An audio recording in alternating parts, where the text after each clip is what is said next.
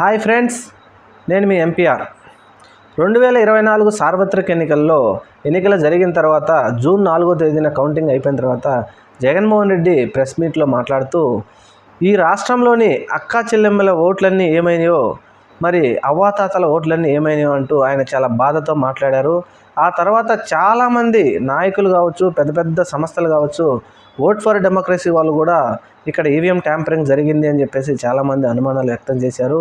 మన దేశంలో కూడా చాలామంది న్యూట్రల్ జర్నలిస్టులు కూడా అనుమానాలు వ్యక్తం చేశారు.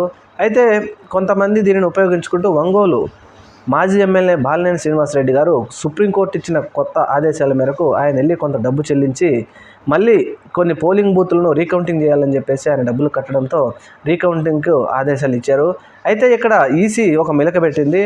రీకౌంటింగ్ కాదు, మాక్ పోలింగ్ చేస్తామని మెలిక పెట్టడంతో ఇక్కడ కొంచెం మాజీ ఎమ్మెల్యే అయినటువంటి బాలినేని శ్రీనివాసరెడ్డి గారు వైఎస్ఆర్సీ పార్టీ కొంచెం కంగు తినింది. ఇదేంటిది ఈసీ ఇలా మెలక పెట్టింది అని చెప్పేసి ఆయన మళ్ళీ హైకోర్టుకి వెళ్ళారు.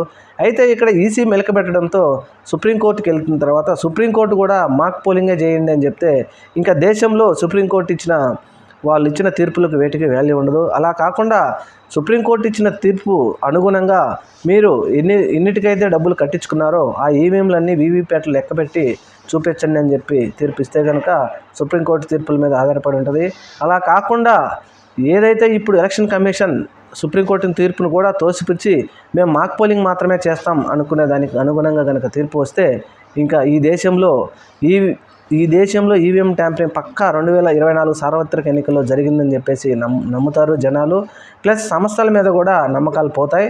చూద్దాం మరి సుప్రీంకోర్టు ఆయన బాలినేని శ్రీనివాసరెడ్డి గారు హైకోర్టుకి వెళ్ళారు కాబట్టి మరి హైకోర్టు ఎటువంటి ఆర్డర్స్ ఇస్తారో, అలాగే మరి ఈవీఎం ఎలక్షన్ కమిషన్ వారు మరి ఎలాంటి నిర్ణయం తీసుకుంటారో చూద్దాం. Thank you. మన ఛానల్ని తప్పకుండా సబ్స్క్రైబ్ చేయండి.